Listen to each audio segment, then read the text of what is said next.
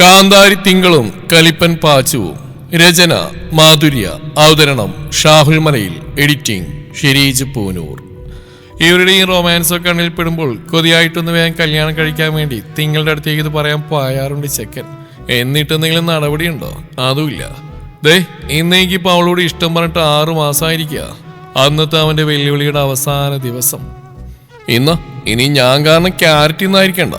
പറച്ചിലിനൊപ്പം അടുക്കളയിലേക്ക് കയറി ചെന്നവൻ താഴെ വീണ ക്യാരറ്റ് എടുത്ത് കഴുകി ചന്തുവിന്റെ വായിലേക്ക് വെച്ചു കൊടുത്തതേ അച്ഛനും അമ്മയും മോന്റെ മുന്നിൽ ഒന്നുകൂടെ അങ്ങ് ചമ്മി എന്ന് പറയാം. എന്താ ഇന്ന് കഴിക്കാൻ? പക്ഷെ അവരെ കളിയാക്കാനുള്ള മൂടില്ലാത്തതുകൊണ്ട് പാർത്തിന്റെ ആ വിഷയം അങ്ങ് വിട്ട് അടച്ചു വെച്ചിരിക്കുന്ന പാത്രം തുറന്നു നോക്കി. കുറുമക്കറിയാണതിൽ. നൂലപ്പ, പിന്നെ ആ കുറുമക്കറി അച്ഛനുണ്ടാക്കിയതാ. ചാന്ദിനി ഉത്സാഹത്തോടെ പറയുമ്പോൾ പാർത്തി ഒരു ടീസ്പൂൺ എടുത്താന്ന് രുചിച്ചു നോക്കി. അനിരുദ്ധൻ ആകാംക്ഷയോടെ അവന്റെ മുഖത്തേക്ക് നോക്കുന്നുണ്ട്. കൊള്ളാം, തരക്കേടില്ല. അത് നിനക്കൊന്ന് ചിരിച്ചോണ്ട് പറഞ്ഞാൽ എന്താടാ? വീർത്തിരിക്കുന്നതിന്റെ മുഖത്തേക്ക് സംശയത്തോടെ നോക്കിയാണ് അനിരുദ്ധൻ അത് ചോദിച്ച്. എന്തോ ഒരു വിഷമമുണ്ട് ചെക്കന്. ചിരിക്കാനുള്ള മൂടൊന്നുമില്ല എനിക്ക്. മൂടില്ലേ? അപ്പൊ ഇതെന്താ? ആരുടെ ബാക്കിൽ 2 തട്ടട്ടിയുള്ള ചാന്ദിനിയുടെ ചിരി. ദേ ചന്തുവിന്റെ സ്വഭാവം മാറ്റിയത്. മനുഷ്യനിവിടെ ശോകടിച്ചിരിക്കുമ്പോഴോ ഓഞ്ഞ ചളിയടിച്ചു വരുന്നത്. പാർത്തി അമ്മയുടെ കൈ തട്ടി മാറ്റി ചീറ്റുമ്പോൾ ഈ ചെക്കിന് ഇത് എന്തിന്റെ ഭ്രാന്തെന്നായി ചാന്ദിനിക്ക്. എന്താടാ നിനക്ക്? അനിരുദ്ധൻ ചിരിയോടെ അവന്റെ തോൾ കൈയിട്ടു. ഒന്നുമില്ല. അച്ഛന്റെ കൈക്കുള്ളിൽ നിന്ന് മെരുങ്ങാതെ അവൻ പിണങ്ങി മാറാൻ നോക്കിയെങ്കിലും അനിരുദ്ധം വിട്ടില്ല. കാര്യം പറവാച്ചു. അവന്റെ കവളിൽ പിടിച്ച് തനിക്ക് നേരെ തിരിച്ചു അയാൾ. ഇന്ന ദിവസത്തിനൊരു പ്രത്യേകതയുണ്ട്. ഓ അതാണോ? അത് ഞങ്ങൾക്കറിയാം. മോളുടെ പിറന്നാൾ ഞങ്ങൾ ഈ ഊണഴിക്കാൻ ക്ഷണിച്ചിട്ടുണ്ട്. ചാന്ദിനി എടുത്ത വഴിക്ക് പറയുമ്പോൾ പിറന്നാളോ എന്ന പോലെ കണ്ണു മിഴിച്ച അമ്മയെ നോക്കിയപ്പോഴാണ് പാർത്തി. എന്നോട് പറഞ്ഞില്ല അവള് പിറന്നാളാണെന്ന്. നിങ്ങളെപ്പോൾ വിളിച്ചോള്? എന്നിട്ട് എന്നോട് പറയേണ്ടിരുന്നത്? ദേഷ്യവും സങ്കടമൊക്കെ കൊണ്ട് അവരുടെ മുഖം ചോന്നു. നിന്നോട് പറഞ്ഞില്ലേ? ഞങ്ങളോട് ഇന്നലെ വൈകുന്നേരം മോള് പറഞ്ഞു. നീ പിന്നെ സിനിമക്ക് പോയിരിക്കുന്നില്ല ഇന്നലെ. വന്നപ്പോ ഞങ്ങളും പറയാൻ വിട്ടുപോയടാ. ചാന്ദിനി പറഞ്ഞിരുത്തുമ്പോൾ പിണങ്ങിയ പോലെ വീർത്തിയിട്ടുണ്ട് അവന്റെ മുഖം. അല്ല ഇതല്ലെങ്കിൽ പിന്നെ നീ എന്താ പറയാമെന്ന് അനിരുദ്ധൻ സംശയത്തോടെ ചോദിച്ചു. ഇന്ന് 6 മാസം കഴിയുക. മുറുകിയ മുഖമുയർത്തി അവൻ അച്ഛനെ നോക്കി. 6 മാസമോ? മനസ്സിലായില്ല അനിരുദ്ധനത്. അവളോട് ഞാൻ എന്റെ ഇഷ്ടം തുറന്നിട്ട് 6 മാസമായി. പാർത്തി അത് വ്യക്തമായി കൊടുത്തു. ഓ അങ്ങനെ. പക്ഷെ അതിനിപ്പോ എന്താ എന്ന് അനിരുദ്ധൻ ചിന്തിക്കുമ്പോൾ ചാന്ദിനി കാര്യം പിടിയിട്ടിട്ടുണ്ട്. അതുകൊണ്ട് തന്നെ അവിടെ ചിരിയാണ്. വേറൊന്നുമില്ല. 6 മാസത്തെ വെല്ലുവിളിയുടെ കാര്യം മറ്റാരോടും പറഞ്ഞില്ലെങ്കിലും അമ്മയോട് അവൻ പറഞ്ഞിട്ടുണ്ട്. പക്ഷെ ചാന്ദിനിയുടെ ആ ചിരി കൂടെ ആയതും വന്ന ദേഷ്യത്തിൽ അനിരുദ്ധൻ അവനെ പിടിച്ചിരിക്കുന്ന കയ്യും തട്ടി മാറ്റി അടുക്കള വാതിൽ വഴി തന്നെ ചെക്കൻ പുറത്തേക്ക് ഇറങ്ങിപ്പോയി. എടാ മോളവിടെ ഇല്ല, അമ്പലത്തിൽ പോയിരിക്കുക. ചാന്ദിനി അവന് പുറകെ പുറത്തേക്ക് ഇറങ്ങിയതും അരമുതലിൽ ചാടിയവന്റെ കണ്ണ് നേരെ അവിടെയുള്ള സ്കൂട്ടിയിലേക്ക് പോയി. നടന്നാ മോള് പോയെ ആ പാടം വഴി കടന്നു. ചാന്ദിനി അത് പറഞ്ഞു നിർത്തിയപ്പോൾ തന്നെ പാർത്തിയുടെ നോട്ടം പാടത്തേക്ക് എത്തിയിട്ടുണ്ട്. കുറച്ചു ദൂരെ നേരോ നടന്നു വരുന്നുണ്ട്. ഒന്നുകൂടെ സൂക്ഷിച്ച് നോക്കിയപ്പോൾ തന്നെ അവന് മനസ്സിലായി അത് തിങ്കളാണെന്ന്. പിന്നെയൊന്നും നോക്കാതെ അവൻ അവളുടെ വീടിന്റെ ആ പടിക്കെട്ടിറങ്ങി നേരെ പാടത്തൂടെ അവളെ ലക്ഷ്യമാക്കി ഓടി. ഇവനിനി ആ കൊച്ചിന്റെ കയ്യിൽ നിന്ന് എന്ത് വാങ്ങിച്ചാണ് അവനി വരാൻ പോകുന്നത്? ചാന്ദിനി നെഞ്ചിൽ കൈവച്ച് അവന്റെ ആ പോക്ക് നോക്കി നിൽക്കുമ്പോൾ കാര്യങ്ങളൊന്നും വ്യക്തമാവാതെ അനിരുദ്ധന് അവൾക്ക് അടുത്ത് വന്ന് നിന്നു. എന്താ ചന്തു അവനീ പറഞ്ഞ 6 മാസത്തിന്റെ കണക്ക്? അത് നമ്മുടെ മോൻ ആ കൊച്ചിനെ ഒന്ന് വെല്ലുവിളിച്ച. എന്തായാലും അതിലവൻ തോറ്റു. അത്രയും പറഞ്ഞുകൊണ്ട് തന്നെ കാര്യങ്ങളെല്ലാം അനിരുദ്ധന് വിശദമായി വിവരിച്ചു കൊടുത്ത് ചാന്ദിനി. ചേടാ ആ കൊച്ചിന് സമ്മതാണെങ്കിൽ നമുക്ക് ആ കല്യാണം അങ്ങ് നടത്തായിരുന്നു. എല്ലാം കേട്ട് കഴിഞ്ഞ് അനിരുദ്ധൻ ചാന്ദിനിയെയും കൊണ്ട് കിച്ചണിലേക്ക് കയറുമ്പോൾ പിന്നെ വെല്ലുവിളിച്ചാണല്ലോ കല്യാണം നടത്തുന്നത്. എല്ലാം അതിൻ്റെതായ സമയമുണ്ട്, അപ്പൊ നടന്നോളൂ.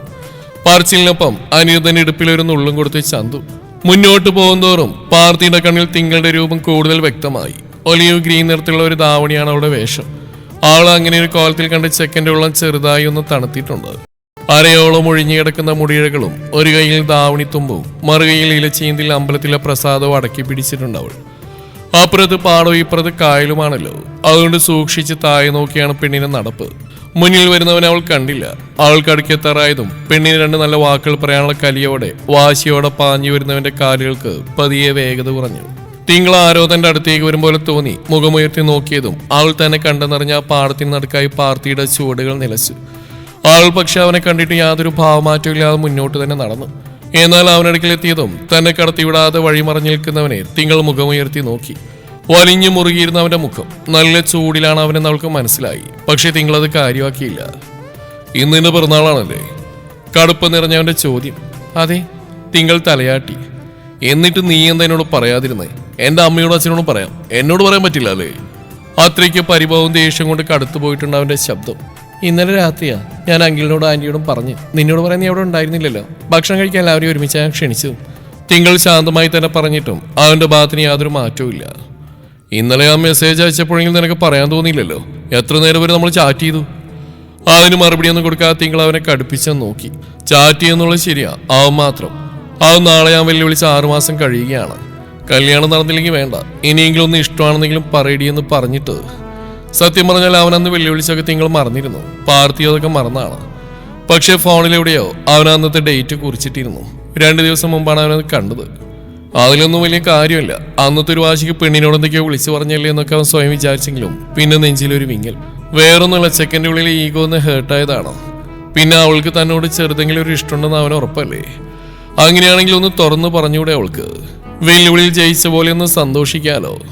ശരി, പിറന്നാൾ പറയാത്ത ഞാൻ ക്ഷമിക്കാം. പക്ഷേ അതെ, ഇന്നലെ പറഞ്ഞ കാര്യത്തിൽ എനിക്കൊരു തീരുമാനം വേണം.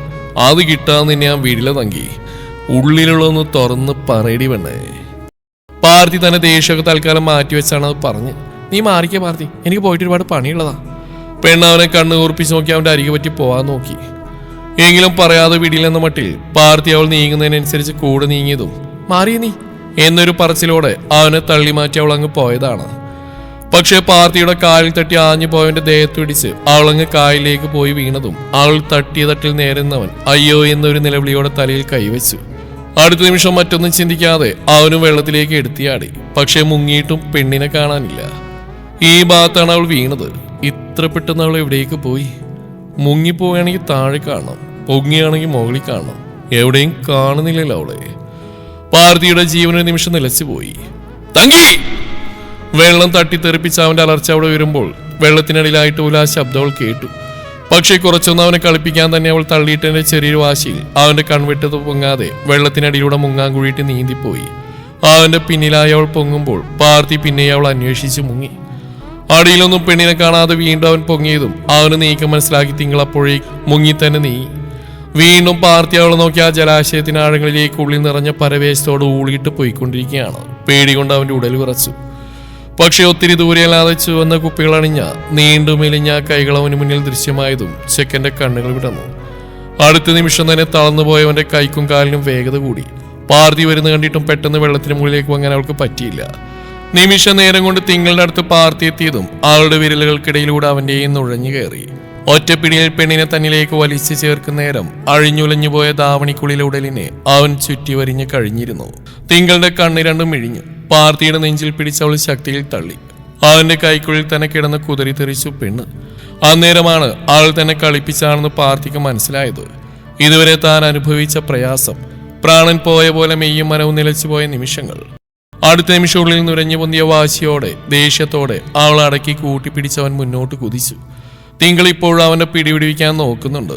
അവളിങ്ങനെ പുളയും തോറും അവന്റെ പിടി കൂടുതൽ മുറുകി. അടുത്ത നിമിഷം ആ ഓളപ്പരപ്പുകളുടെ മുകളിലേക്ക് എത്തും മുന്നേ അവൾക്കടുത്തേക്ക് ആഞ്ഞു പാർത്തി ആ പവിഴാത്തരങ്ങൾ മുഴുവൻ തന്റെ വായിലേക്കാക്കി. തിങ്കൾ ഞെട്ടിത്തെരിച്ചു പോയി. എന്നാണ് ഇപ്പോൾ ഉണ്ടായതെന്ന് അവൾക്ക് മനസ്സിലായില്ല. ഇറുക്കടച്ച കണ്ണുകൾ അവൾക്ക് തുറക്കാൻ പറ്റിയില്ല. എന്തോന്ന് തന്റെ ചുണ്ടുകളെ തുറക്കാൻ പറ്റാത്ത അവസ്ഥയിൽ അത്രയും ശക്തിയിൽ പൊതിഞ്ഞ് പിടിച്ചിരിക്കുന്നു. അപ്പോഴേക്കും ശ്വാസമുട്ടലോടെയാണെങ്കിലും ഉള്ളിലെ വാശിക്കളോടുള്ള രോഷത്തിൽ പെണ്ണിന്റെ ചുടികളെ വെള്ളത്തോടെ തന്നെ വലിച്ചങ്ങ് നുണഞ്ഞത് തിങ്കൾ കണ്ണു രണ്ടും തുറന്നിരുന്നു. വെള്ളത്തിന് മുകളിൽ ഇവർ പൊങ്ങിയ നിമിഷം 2 കൈ അവന്റെ നെഞ്ചിൽ അമർത്തി ശക്തിയിൽ പാർത്തിയെ തിങ്കൾ തള്ളി മാറ്റുമ്പോൾ അവൻ അവളിൽ നിന്നും വിട്ടുപോയി. ആ തള്ളലിൽ പിന്നോട്ടാഞ്ഞ പാർത്തി പക്ഷേ മുന്നിലേക്ക് വരാൻ പറ്റിയില്ല. അവന് മുന്നേ കവിൾ പറഞ്ഞു പോകുമ്പോൾ അവന്റെ അടുത്തേക്ക് നീങ്ങി വന്ന അവളുടെ കയ്യിൽ നിന്ന് അവന് കിട്ടിക്കഴിഞ്ഞിരുന്ന അത്ര നല്ല അടി. ഇറുക്കടച്ച കണ്ണുകളിൽ ഇപ്പോൾ കിട്ടിയ അടി മുന്നേപ്പോഴോ കിട്ടിയുള്ള പോലെ പാർത്തിക്ക് തോന്നി. അതെ, കിട്ടിയിട്ടുണ്ട്. പാർത്തി പെട്ടെന്ന് തിരിഞ്ഞ് തിങ്കളിനെ നോക്കി. പക്ഷെ അവൾ അവിടെ ഇല്ല. നോക്കുമ്പോ പെണ്ണുതേ നീന്തി കരയിലേക്കായിരുന്നു. തോണിൽ ധാവണി പിന്നെ കുത്തിവെച്ചുകൊണ്ട് അതൊന്നും അവളുടെ ദേഹത്തുനിന്ന് പോയിട്ടില്ല. എല്ലാം വാരി ചുറ്റി അരയിലേക്ക് കുത്തി ഇറക്കി വെച്ചവൾ നനഞ്ഞ പാവാടയും വലിച്ച് നടക്കുമ്പോഴും പാർത്തിയും വെള്ളത്തിൽ നിന്ന് കയറിയിട്ടുണ്ട്. തങ്കി ഡീ വിളിക്കാൻ കുറച്ച് പാടുവിട്ടു അവൻ. ആളടിച്ച കവളിൽ പാർത്തിയും തൊട്ടു നോക്കി. നല്ല വിങ്ങലുണ്ട്. അമ്മാതിരി അടിയല്ലേ പെണ്ണടിച്ച്. തങ്കി പാർത്തി വിളിച്ചുകൊണ്ട് തന്നെ ആൾക്ക് പിറകെ പാഞ്ഞു. നിൽക്കുന്നില്ല തിങ്കൾ. ആൾക്കടുത്തേക്ക് എത്തിയവൻ അടുത്ത നിമിഷം പെണ്ണിന്റെ കൈത്തണ്ടിൽ പിടിച്ച് അവന് നേരെ തിരിച്ചു. അവനിപ്പോൾ കണ്ടു. അന്ന് അവൻ സ്വപ്നത്തിൽ കണ്ട അവനെ കൊല്ലാനുള്ള ദേഷ്യത്തിൽ ചുവന്ന് കലങ്ങിയ ആ കടും കാപ്പി കണ്ണുകൾ തൊട്ടടുത്ത്. തന്നോടുള്ള രോഷം കൊണ്ട് അവളുടെ ആ മൂക്കിൻ തുമ്പും താൻ കുറച്ചു മുന്നേ നുണഞ്ഞെടുത്ത അധരങ്ങളും വിറച്ചതുള്ളെന്ന് പാർത്തി അത്രയും കൗതുകത്തിൽ നോക്കി. തൊട്ടുപോരു തന്നെ. പറച്ചിലിനൊപ്പം അവന്റെ കൈ തട്ടിയെറിഞ്ഞ് അവന്റെ നെഞ്ചിൽ പിടിച്ചൊന്നുകൂടെ ഒരു തള്ളുകൊടുത്തു തിങ്കൾ. അവന് നേരെ ചൂണ്ടിയിരിക്കുന്ന പെണ്ണിന്റെ വിരൽ തുമ്പ് വരെ വിറച്ചു. വെട്ടിത്തിരിഞ്ഞ് അവൾ മുന്നോട്ട് പോകുമ്പോൾ, നീ അതിനുള്ളിൽ മുങ്ങിക്കിടന്നപ്പോഴേ എന്റെ ജീവനാടി പോയത്. അതിനു പകരം ഞാൻ ഇതൊന്നും തന്നാ പോരാ. എന്നിട്ടും നീ എന്നെ തല്ലിയല്ലേ? കാണിച്ചുതരാം ഞാൻ ഈ പാർട്ടിവാരാണെന്ന്. ഇനി എന്റെ പട്ടി വരുന്നതിന്റെ പുറകെ. ഉള്ളിലുള്ളതൊക്കെ നീ നിന്റെ ഉള്ളിൽ തന്നെ കെട്ടിപ്പോഞ്ഞു വെച്ചോ. എനിക്കിനി നിന്നെ വേണ്ട. വന്ന ദേഷ്യത്തിനും വാശിക്കും പാർട്ടി അവൾ തല്ലിയ വേദനയും സഹിച്ച് വിളിച്ചു പറയുമ്പോൾ തിങ്കൾ തിരിഞ്ഞു നോക്കിയില്ല. അവളുടെ വീടിന്റെ ആ പടിക്കെട്ടുകൾ കഷ്ടപ്പെട്ട് കയറിയവൾ മുറുക്കി അടച്ച അടുക്കളവാതിൽ തള്ളി തുറന്ന് അകത്തേക്ക് കയറി അതും വലിച്ചടക്കുമ്പോൾ നിറഞ്ഞ കണ്ണിൽ നിന്നൊരു തുള്ളി കണ്ണുനീർ പെണ്ണിന്റെ നനഞ്ഞു കുതിർന്ന കവിളിലൂടെ വെള്ളത്തിനൊപ്പം നീണ്ടു മെലിഞ്ഞ കഴുത്തിലേക്ക് ഊർന്നിറങ്ങി. അടുക്കളവാതിലൂടെ തന്നെയാണ് പാർത്ഥിവ അകത്തേക്ക് കയറിയത്. എന്താടാ ഇത്? നനഞ്ഞ കോഴിയെ പോലെ അകത്തേക്ക് കയറുന്നവനെ ചാന്ദിനി കണ്ണുമിഴിച്ച് നോക്കി.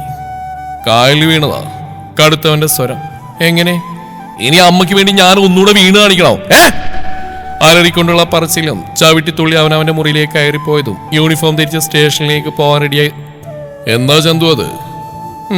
ഇവിടുന്ന് അവന്റെ കാവടി തുള്ളിയുള്ള പോക്കേണ്ടപ്പോഴേ ഞാൻ വിചാരിച്ച ഇങ്ങനെയൊക്കെ തന്നെയാവും ചെക്കനെ തിരിച്ചു വരെ വന്ന്. മിക്കവാറും ഇവൻ എന്തെങ്കിലും കുരുത്തക്കേട് പറഞ്ഞതിന് മോൾ അവനെ തള്ളിയതാവനെ തന്നെയാണ് സാധ്യത. ചാന്ദിനി കാര്യമായി തന്നെ പറഞ്ഞ് ബ്രേക്ക്ഫാസ്റ്റിനുള്ളിൽ ആ ഡൈനിങ് ടേബിൾ കൊണ്ടുവയ്ക്കുമ്പോൾ അനിരുദ്ധനൊന്ന് അമർത്തി മൂളി അടഞ്ഞിടക്കുന്ന പാർട്ടിയുടെ മുറിയുടെ വാതിലേക്ക് നോക്കി. മുറിയിലേക്ക് കയറിയവൻ നേരെ ബാത്റൂമിലേക്കാണ് കയറിയത്.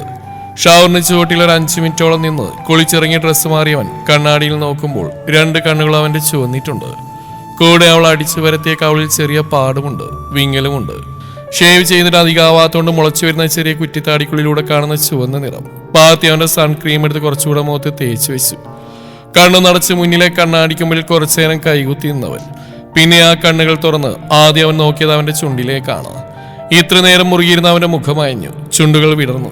ഒരൊറ്റ പ്രാവശ്യം ബൈറ്റ് ചെയ്യാൻ കിട്ടിയുള്ളെങ്കിലും പെണ്ണിന്റെ ആ അത്തരങ്ങളുടെ രുചി അവൻ ഇപ്പോഴും അവന്റെ ചുണ്ടിൽ അറിയുന്നുണ്ട്. തെറ്റാണെന്നറിയാം, പെട്ടെന്നുള്ള വാശി കാണിച്ചാണെന്ന് പറഞ്ഞാലും ന്യായീകരിക്കാൻ കഴിയാത്തൊരു ചെറ്റത്തരം. പക്ഷെ കൺട്രോൾ ചെയ്യാൻ പറ്റിയില്ല തനിക്ക്. അതിനുള്ള കൂലി അവൾ തരികയും ചെയ്തു.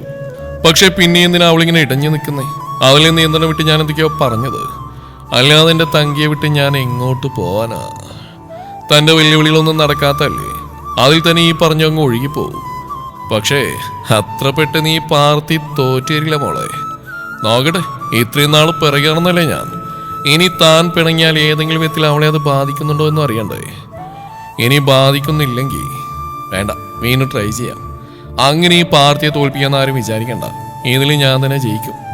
തീരുമാനിച്ചുറപ്പിച്ചുകൊണ്ടവൻ മുറിയുടെ വാതിൽ നിന്ന് പുറത്തേക്ക് ഇറങ്ങുമ്പോൾ ഡൈനിങ് ടേബിൾ അവനെയും കാത്ത് ചാന്ദിനി അനിരുദ്ധനെ ഇരിക്കുന്നുണ്ട്. ആർക്കൊപ്പം തന്നെ ഇരുന്ന് അവൻ വലത്തേക്ക് അവളിനോട് വെച്ചാണ് കുറുമയും നൂലപ്പവും കഴിച്ചത്. അന്നൊരിക്കലും അനിരുദ്ധൻ അടിച്ചപ്പോഴും അവൻ ഇങ്ങനെയാണ് കഴിച്ചത്. തന്റെ പെണ്ണിന് അത്യാവശ്യം ശക്തിയൊക്കെ ഉണ്ട്, എന്നാലും ഇങ്ങേരുടെ അത്രയ്ക്കില്ല. അന്ന് തല്ലിയിട്ട് അവന്റെ കവിളിൽ പിറ്റേന്ന് വരെ നീരുണ്ടായിരുന്നു. ഇതിപ്പോ നീരൊന്നും വരാൻ സാധ്യതയില്ലെങ്കിലും അച്ഛനും അമ്മയ്ക്ക് മുന്നിൽ ആ കവിളൊന്നും മറച്ചാണ് അവൻ ഇരുന്നത്. ഭക്ഷണം കഴിച്ചു കഴിഞ്ഞ് അനിരുദ്ധന് മുന്നേ അവൻ കടയിലേക്ക് അവരോട് പറഞ്ഞിറങ്ങിപ്പോവുകയും ചെയ്തു. അനിരുദ്ധനും ചാന്ദിനിയോട് യാത്ര പറഞ്ഞിറങ്ങുമ്പോൾ ഉച്ചയ്ക്ക് വേഗം വരണേന്ന് കൂടെ ഓർമ്മിപ്പിച്ചു. ഞാൻ വന്നേക്കാം, താനിപ്പോ മോളുടെ അടുത്തേക്ക് ചെന്നേക്കെന്നും പറഞ്ഞ് അനിരുദ്ധം പോകുമ്പോൾ ചന്തുവും തലയാട്ടി. അടുക്കളയിൽ പാത്രങ്ങൾ കഴുകി വെച്ച് വീടൊന്നുകൂടെ അടിച്ചുവാരി ചാന്ദിനി തിങ്കളുടെ അടുത്തേക്ക് പോകാൻ നേരമാണ് മോളെ എന്നൊരു വിളി. പുറകുവശത്ത് നിന്ന് തന്നെയാണ്. വിളി കേട്ടപ്പോൾ തന്നെ ആരാണ് ആളെന്ന് ചന്തുവിന് മനസ്സിലായി. വിലാസിനി അമ്മൂമ്മയാണ്. ആള് കോഴിമുട്ടുണ്ടെങ്കിൽ വാങ്ങാമെന്ന് വെച്ച് വന്നതാണത്രേ. മുട്ടയുണ്ടായിരുന്നു. ഒരു 10 എണ്ണ എടുത്ത് കവറിലാക്കി ചാന്ദിനി അവർക്ക് കൊടുത്തതും അതുമായി കാശ് കൊടുത്ത് പോകാൻ എന്തോ പറയാനെന്ന പോലെ ആ ഇറത്ത് തന്നെ ഇരുന്ന ചാന്ദിനി അടുത്തേക്ക് വിളിച്ചവർ. ഇവിടുത്തെ സാറും മോനും പോയാ മോളെ? പോയല്ലോ, ചാന്ദിനി പറഞ്ഞത് സമാധാനമായിട്ടുണ്ട് അവർക്ക്. എൻ്റെ മോളെ, ഞാൻ കുറച്ചു മുന്നേ ഇച്ചിരി കുറുന്തോട്ടി പറിക്കാൻ ആ പാടത്തിനരിയിലേക്ക് ഇറങ്ങിയതാ. അപ്പോഴല്ലേ ഒരു കാഴ്ച കണ്ടത് ഇവിടെ വന്ന് പറയാതെ ഇങ്ങനെയാ ഞാൻ പോവാ. എന്ത് കാഴ്ച? ചാന്ദിനിയുടെ നെറ്റിയൊന്ന് ചുളിഞ്ഞു. പറയുന്നതുകൊണ്ട് എന്നോടൊന്നും തോന്നല്ലേ മോളെ, പറയാതെ പോവാൻ വയ്യാത്തോണ്ടാ. ഇവിടുത്തെ മോനുതേ ആ പെണ്ണും കൂടെ ഞാൻ നോക്കുമ്പോൾ നനഞ്ഞു കുളിച്ച് കെട്ടിപ്പിടിച്ച് നിൽക്കുക വരമ്പത്ത്.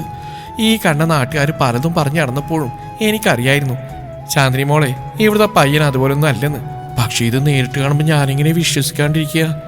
ഉള്ളിൽ ഉത്സാഹിച്ചുകൊണ്ട് പുറമേ സങ്കടം ഭാവിച്ചുള്ളവരുടെ പറച്ചിൽ കേട്ട് ചാന്ദിനി താടി കൈയും കൊടുത്ത് അവരെ നോക്കി. വിലാസിനി ചേച്ചിയോട് ആരാ പറഞ്ഞ് അത് വിശ്വസിക്കേണ്ടെന്ന്? കാര്യം സത്യ, പാച്ചുവും നിങ്ങളും തമ്മിൽ നല്ല ഇഷ്ടത്തില്ല. ഞങ്ങൾ ആ ബന്ധങ്ങൾ ഉറപ്പിച്ചു വെച്ചിരിക്കുക. അതാണ് നാട്ടുകാർ മറ്റു പല ഏതാണ്ടൊക്കെ പറഞ്ഞെടുക്കുന്നത്. അവരുടെ കല്യാണം ഉടനെ ഉണ്ടാവും. എൻ്റെ കല്യാണത്തിന് നിങ്ങളൊന്നും വിളിച്ചില്ലെന്ന് പരാതി അപ്പം മാറ്റാം ഞാൻ പോരെ? ചാന്ദിനി അവരെ മുഷിപ്പിക്കാതെ ചിരിയോടെ തന്നെ പറഞ്ഞിരുത്തുമ്പോൾ എന്നാ ഞാൻ ഇറങ്ങട്ടെ മോളെ എന്ന് പറഞ്ഞ് സാരി തലപ്പുകൊണ്ട് മുഖം തുടച്ച് അവർ ഇരുന്നിടത്തിന് എഴുന്നേറ്റു. അപ്പം മുട്ടയുടെ കാശ് നാളെ തരാം ഞാൻ. അതും പറഞ്ഞ് അവർ ധൃതി പിടിച്ചു പോകുമ്പോൾ ചുണ്ടു കൂട്ടിപ്പിടിച്ച് ചിരിയോടെ വാതിലടച്ച് ചാന്ദിനി തിങ്കളിന്റെ അടുത്തേക്ക് നടന്നു. ചാന്ദിനി തിങ്കളിന്റെ അടുത്തേക്ക് വരുമ്പോൾ ഒരുവിധം കറികളെല്ലാം തിങ്കൾ ഒരുക്കി കഴിഞ്ഞിരുന്നു. സാമ്പാറും തോരനും കൂട്ടുകറി, ഇഞ്ചിക്കറി, എരിശ്ശേരി, മോരുകറി എല്ലാം റെഡിയാണ്. ഇനിയിപ്പോ പപ്പടം വറുക്കണം, പായസം വെക്കണം. പാലട കൂട്ടി തിങ്കൾ വാങ്ങിച്ചിരുന്നു. തിങ്കൾ പായസം വെക്കുമ്പോൾ ചാന്ദിനി പപ്പടം വറുത്തെടുത്തു. ഇന്ന് വർക്കുകളൊന്നും തിങ്കളിന് വന്നിട്ടില്ല. നാളത്തേക്ക് പ്രീ പ്ലീറ്റിംഗ് ചെയ്തു വെക്കാനായി 3 സാരികൾ ഉണ്ടായിരുന്ന അവൾ വീട്ടിലേക്ക് കൊണ്ടുവന്നിരുന്നു. അതുകൊണ്ട് ഇന്ന് പാർലറിലേക്ക് പോകേണ്ട ആവശ്യമില്ല. മോളെ, ഞങ്ങൾ നാളെ രാവിലെ തന്നെ ഇറങ്ങും കേട്ടോ. 10 മണിക്കാ മോതിരം മാറ്റം. എല്ലാം കഴിഞ്ഞ് എത്ര നേരത്തെ വരാൻ പറ്റുന്നോ അത്ര നേരത്തെ വരാൻ കേട്ടോ. പേടിക്കൊന്നും വേണ്ട. അല്ലെങ്കിൽ മോളൂടെ വരുന്നോ ആന്റിയുടെ നാട്ടിലേക്ക്? ആളെന്തായാലും വരില്ലെന്നറിയാം. എന്നാലും വെറുതെ ഒന്ന് ചോദിച്ചു നോക്കിയതാണ് ചാന്ദിനി. ഞാനില്ല ആന്റി. പിന്നെ എനിക്ക് പേടിയൊന്നുമില്ല. നിശ്ചയൊക്കെ കൂടി സമാധാനത്തോടെ പതിയെ വന്നാൽ മതി നിങ്ങൾ. ഒരു പുൻസിരിയോട് അവൾ പറയുമ്പോൾ ചാന്ദിനിയുടെ മുഖം വാടി. മോൾക്ക് അങ്ങനെയൊക്കെ പറയാം, പക്ഷെ ഇങ്ങോട്ട് വന്നില്ലെങ്കിലാ എന്റെ സമാധാനം പോവുക. ചാന്ദിനി ആ പറഞ്ഞതിന് വെറുതെ പുഞ്ചിരിച്ചതേയുള്ളൂ തിങ്കൾ. അമ്പലത്തിൽ പോയപ്പോഴത്തെ ധാവണി മാറ്റേണ്ടായിരുന്നു മോളെ. നല്ല ഭംഗിയുണ്ടായിരുന്നു അതിന്. അവളിട്ടിരിക്കുന്ന കുർത്തയിലേക്ക് നോക്കി അവരത് പറയുമ്പോൾ പാർത്ത് വെച്ചുണ്ടായത് എന്താണെന്ന് അറിഞ്ഞാൽ കൊള്ളാമെന്ന് ചാന്ദിനിക്ക് ഉണ്ടായിരുന്നു. ആ സംസാരത്തിൽ തിങ്കളും കുറച്ചു നേരം സൈലന്റ് ആയി നിന്നു. ഞാനൊന്ന് കാലിയേറ്റ് വെള്ളത്തിൽ വീണു ആന്റി. അയ്യോ, എന്നിട്ട്? ചാന്ദിനി പേടിച്ച് നെഞ്ചത്ത് കൈവച്ചു. പാർത്തി വീണെങ്കിലും തിങ്കൾ വീണിട്ടുണ്ടാവുമെന്ന് കരുതിയില്ല ചന്തു. വിലാസിനി അമ്മവും പറഞ്ഞെങ്കിലും അവർ പറയുന്ന മുഴുവനൊന്നും വിശ്വസിക്കാനും പറ്റില്ലല്ലോ. പേടിക്കാനൊന്നുമില്ല ആന്റി. നീന്താനറിയ എനിക്ക്. നീന്തി കയറി ധാവണി മുഴുവൻ നനഞ്ഞു. അത് മാറ്റിയെടുത്തു. അത്രമാത്രം തിങ്കൾ പറഞ്ഞിരുന്നു. പാർത്തിയുടെ കാര്യം കൂടെ പറയാൻ അവൾ ശ്രമിച്ചതാണ്, പക്ഷെ പറ്റുന്നില്ല. ചാന്ദിനി അത് കുത്തി ചോദിക്കാൻ നിന്നില്ല. ഉച്ചക്ക് ഭക്ഷണം കഴിക്കാൻ ഇലമുറിക്കാൻ തിങ്കൾ പോകുമ്പോൾ അനിരുദ്ധനെ വിളിച്ച് ചാന്ദിനി വന്നുകൊണ്ടിരിക്കുകയാണെന്നാണ് പറഞ്ഞത്. അത് കഴിഞ്ഞ് പാർട്ടി വിളിക്കാൻ തുടങ്ങുമ്പോൾ ചെക്കൻ ഫോൺ എടുക്കുന്നില്ല. അപ്പോഴേക്കും തിങ്കൾ ഇലമുറിച്ച് വന്നിരുന്നു. ചാന്ദിനിയും തിങ്കളും കൂടെ കറികളെല്ലാം പകർത്തി ഒരുക്കി വെക്കുമ്പോൾ അനിരുദ്ധൻ എത്തിക്കഴിഞ്ഞു. കയ്യിൽ തിങ്കളിനുള്ള ഗിഫ്റ്റുമുണ്ട്. ലൈറ്റ് വെയിറ്റിൽ വരുന്ന ഒരു ജ്വല്ലറി സെറ്റാണ്. ഒരു ചെയിനും കമ്മലും റിങ്ങും ബ്രേസ്ലെറ്റും ഒക്കെ ചേർന്ന് അത്രയും വിലയുള്ള ഒന്നായതുകൊണ്ട് തിങ്കൾ വാങ്ങാൻ മടിച്ചു. സത്യം പറഞ്ഞാൽ ഗിഫ്റ്റ് ഒന്നും വാങ്ങാതിരിക്കാൻ വേണ്ടിയാണ് ഇത്രയും വൈകിയവൾ പിറന്നാളിന്റെ കാര്യം പറഞ്ഞ്. ഇതൊന്നും വേണ്ടെങ്കിലെന്ന് അവൾ സ്നേഹത്തോടെ തന്നെ നിരസിക്കുമ്പോൾ ഇത് വാങ്ങിയില്ലെങ്കിൽ പിന്നെ ഞങ്ങളൊന്നും കഴിക്കില്ലെന്ന് അവൾ പറഞ്ഞതേ വാങ്ങാതെ നിവൃത്തിയില്ലാതെയായി അവൾക്ക്. പാർത്തി വന്നില്ലല്ലോ. അനിരുദ്ധൻ പാച്ചു വന്നില്ലേന്ന് അന്വേഷിക്കാൻ തുടങ്ങും മുന്നേ തിങ്കൾ അവരെ രണ്ടുപേരെയും നോക്കി. ആളവനെ ചോദിച്ചതിന്റെ സന്തോഷം രണ്ടുപേരുടെയും മുഖത്ത് തെളിഞ്ഞിട്ടുണ്ട്. ഞാൻ അവനെ ഒന്ന് വിളിച്ചു നോക്കട്ടെ എന്ന് പറഞ്ഞ് ചാന്ദിനി ഫോൺ എടുത്ത് വിളിക്കുമ്പോൾ പാർത്തി എടുക്കുന്നില്ല. രണ്ടാമത് വിളിച്ചപ്പോൾ എടുത്തു ചെക്കൻ. നീ ഇത് എവിടെയാ പാച്ചു? ഭക്ഷണം കഴിക്കാൻ വരുന്നില്ലേ? ചാന്ദിനി ശബ്ദമുയർത്തുമ്പോൾ അവിടുന്ന് മറുപടിയൊന്നുമില്ല. പാച്ചു. ചാന്ദിനി വീണ്ടും വിളിക്കുമ്പോൾ ഇല്ലെന്ന് അവന്റെ മറുപടി ഇങ്ങ് എത്തും മുന്നേ ഞാൻ സംസാരിക്കാൻ ആന്റി എന്ന് പറഞ്ഞ് തിങ്കൾ ഫോൺ വാങ്ങി. പാർത്തി, ഭക്ഷണം കഴിക്കാൻ വരൂ. ഫോണിലൂടെ കേൾക്കുന്നവളുടെ ശബ്ദം. പാർത്തിയുടെ മുഖമൊന്ന് വിടർന്നു. പക്ഷെ പിണക്കം പൊളിക്കാൻ വയ്യ. ഞാൻ കഴിച്ചാ വരുന്നില്ല. അവനാ പറഞ്ഞു കഴിഞ്ഞതും തിങ്കളുടെ മുഖമൊന്ന് മങ്ങി. എന്താ മോളെ എന്ന് ചോദിച്ച് ചാന്ദിനി ഫോൺ തിരിച്ചു വാങ്ങി. ഞാൻ കഴിച്ചോമാ. ജാഫറിനും എനിക്ക് ബിരിയാണി കൊടുത്ത് അയച്ചിരുന്നു. അതുകൊണ്ട് പിന്നെ ഞാൻ അവിടുത്തെ കാര്യം മറന്നുപോയി. എന്ത് പണിയാ പാച്ചു നീ കാണിച്ചേ? എന്ത്? എനിക്കിന്ന് കടയിൽ നല്ല തിരക്കാന്തോ. ഫോൺ വെച്ചേ. എടാ നീ.